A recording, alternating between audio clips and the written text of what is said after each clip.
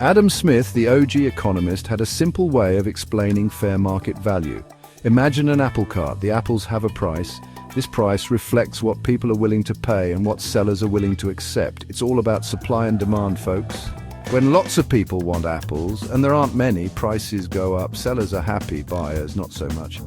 But when there are tons of apples and not many buyers, prices drop, buyers rejoice. It's a beautiful dance, really. This balance keeps the market humming along.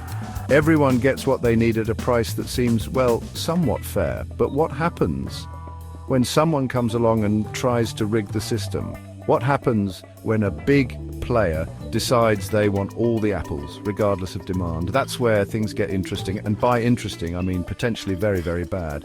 Hold on to your apple carts, everyone, because we're about to talk about Blackstone. Now let's talk about Blackstone, a company so big it makes regular big companies look like tiny little apples. Blackstone is what's known as an alternative asset management company. Sounds fancy, right? Here's what it means. They buy up tons of assets. Think real estate companies, you name it, using other people's money. Their goal to make as much money as possible for themselves and their investors, and they're really, really good at it. But here's the thing. Their methods for making money sometimes involve, shall we say, bending the rules of our apple cart analogy. One way they do this is by buying huge chunks of a particular asset class. Remember how supply and demand affect prices? Well, when you control a huge chunk of the supply, you can start to influence the demand and ultimately the price, and that's where things start to get a little, well, rotten. Let's look at a real-world example. Arch Company, this Blackstone-owned company, owns, you guessed it, railway arches, those brick spaces underneath railway lines. They bought up thousands of these arches in London and across the UK. Sounds boring? Maybe.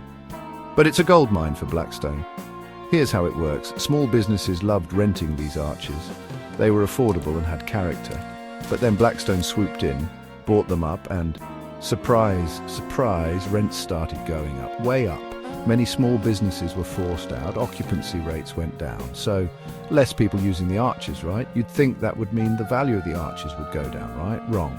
Because Blackstone owns so many of them, they can artificially inflate the value of the entire portfolio, even if fewer arches are occupied. It's like magic, but with more spreadsheets and fewer doves.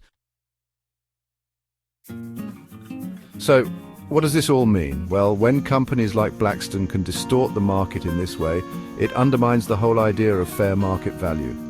It means that prices are no longer determined by what people are actually willing to pay, but by the whims of a few powerful players. And that's not good for anyone, except maybe Blackstone and their investors. It squeezes out small businesses, drives up prices for consumers, and creates an uneven playing field that benefits the already wealthy. In other words, it upsets Adam Smith's entire apple cart. And trust me, you do not want to be around when that happens.